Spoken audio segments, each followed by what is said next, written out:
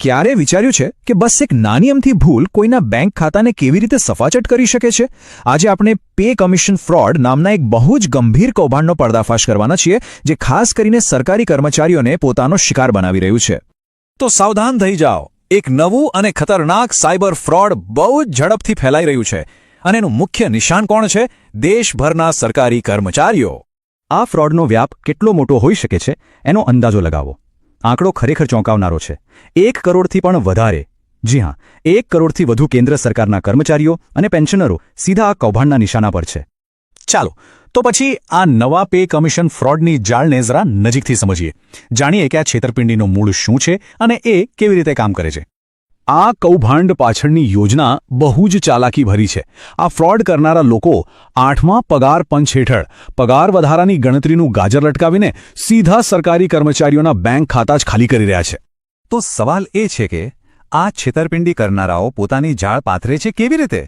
ચાલો એમની આખી કાર્યપદ્ધતિને સ્ટેપ બાય સ્ટેપ સમજીએ, જેથી કરીને એનાથી બચી શકાય.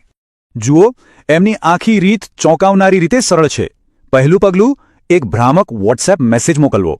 બીજું, એ મેસેજમાં એક ખતરનાક એપીકે ફાઇલની લિંક હોય છે. ત્રીજું, પગાર ગણતરીની લાલચ આપીને એ ફાઇલ ઇન્સ્ટોલ કરાવવી.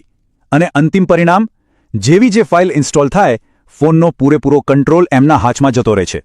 સ્ક્રીન પર દેખાતો આ મેસેજ કોઈ કાલ્પનિક ઉદાહરણ નથી. આ બરાબર એ જ શબ્દો છે જેનો ઉપયોગ કરીને લોકોને ફસાવવામાં આવી રહ્યા છે. આના પરથી ખ્યાલ આવે છે કે જોખમ કેટલું નજીક અને વાસ્તવિક છે. બસ એક ખોટી ક્લિક અને બધું જ ખતમ. ચાલો હવે જોઈએ કે આ કૌભાંડમાં ફસાવાના પરિણામો કેટલા ભયાનક અને ગંભીર હોઈ શકે છે. ઘણા લોકોના મનમાં સવાલ થતો હશે કે આ એપીકે ફાઇલ આખિર છે શું? તો સમજો, સરળ ભાષામાં એ એન્ડ્રોઇડ ફોનની એક એપ્લિકેશન ફાઇલ છે જે ગૂગલ પ્લે સ્ટોર જેવા કોઈ સત્તાવાર સોર્સમાંથી નથી આવતી. અને યાદ રાખજો, અજાણ્યા સ્ત્રોતમાંથી આવેલી કોઈ પણ ફાઇલ આપણા ફોન માટે એક ટાઈમ બોમ્બ જેવી સાબિત થઈ શકે છે. હવે જરા એક ક્ષણની કલ્પના કરો. જેવી જ કોઈ વ્યક્તિ ભૂલથી એ ઇન્સ્ટોલ બટન પર ક્લિક કરે છે, તરત જ શું થાય છે ખબર છે?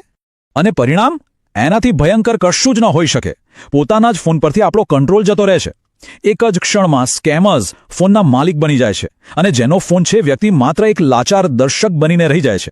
અને ફોન પર કંટ્રોલ મેળવવાનો તેમનો મકસદ એક જ હોય છે: બેંક ખાતામાંથી મહેનતની કમાણી પર હાથ સાફ કરવો. તો સમસ્યા અને એની ગંભીરતા તો આપણે સમજી લીધી, પણ હવે વાત કરીએ ઉકેલની. સરકારે આ વિશે શું ચેતવણી આપી છે અને આનાથી બચવા માટે શું માર્ગદર્શન આપ્યું છે, એ જાણવું બહુ જ જરૂરી છે. આ વાતને બિલકુલ હળવાશથી લેવાની ભૂલ ન કરતા. ખુદ કેન્દ્ર સરકારે આ જોખમને ગંભીરતાથી લીધું છે અને સોશિયલ મીડિયા દ્વારા સત્તાવાર ચેતવણી પણ જાહેર કરી છે. આ જ બતાવે છે કે પરિસ્થિતિ કેટલી ગંભીર છે. આ સ્લાઇડ છેતરપિંડી અને વાસ્તવિકતા વચ્ચેનો તફાવત બિલકુલ સ્પષ્ટ કરી દે છે. જુઓ, સ્કેમર્સ વોટ્સએપ પર એપીકે ફાઇલો મોકલે છે, જ્યારે સરકાર આવું ક્યારેય નથી કરતી. સ્કેમર્સ અજાણી લિંક્સનો ઉપયોગ કરે છે, જ્યારે સરકાર ફક્ત અને ફક્ત સત્તાવાર વેબસાઇટ્સનો જ. યાદ રાખવા જેવો મુખ્ય મુદ્દો એ છે કે જ્યારે પણ શંકા જાય ત્યારે હંમેશા સત્તાવાર સ્ત્રોત પર જ વિશ્વાસ કરવો. તો હવે આજના વિશ્લેષણના સૌથી મહત્વપૂર્ણ ભાગ પર આવીએ કે આપણે પોતાની જાતને આ બધાથી સુરક્ષિત કેવી રીતે રાખી શકીએ. આ 5-6 નિયમોને બસ ગાંઠ બાંધી લેવાની જરૂર છે. પહેલું, અજાણી લિંક્સને ભૂલથી પણ સ્પર્શ ન કરવો. બીજું, ક્યારે પણ કોઈ એપીકે ફાઇલ ઇન્સ્ટોલ ન કરવી. ત્રીજું, કોઈ પણ માહિતી માટે હંમેશા સત્તાવાર વેબસાઇટ પર જ જવું. ચોથું, જો કોઈ ઓફર એટલી સારી લાગે કે સાચી ન લાગે તો સમજી લેવું કે એમાં કંઈક ગડબડ છે. અને હા, 5મું અને સૌથી અગત્યનું, આ જાણકારી ફક્ત પોતાના સુધી ન રાખવી, એને મિત્રો અને પરિવાર સાથે પણ ચોક્કસ શેર કરવી. આ આખી વાત પરથી એકદમ સ્પષ્ટ છે કે ઓનલાઈન દુનિયામાં સાવચેતી જ આપણું સૌથી મોટું હથિયાર છે. તો આજના વિશ્લેષણના અંતે એક સવાલ પોતાની જાતને પૂછવા જેવો છે: શું આપણી ઓનલાઈન આદતો ખરેખર આપણને સુરક્ષિત રાખી રહી છે?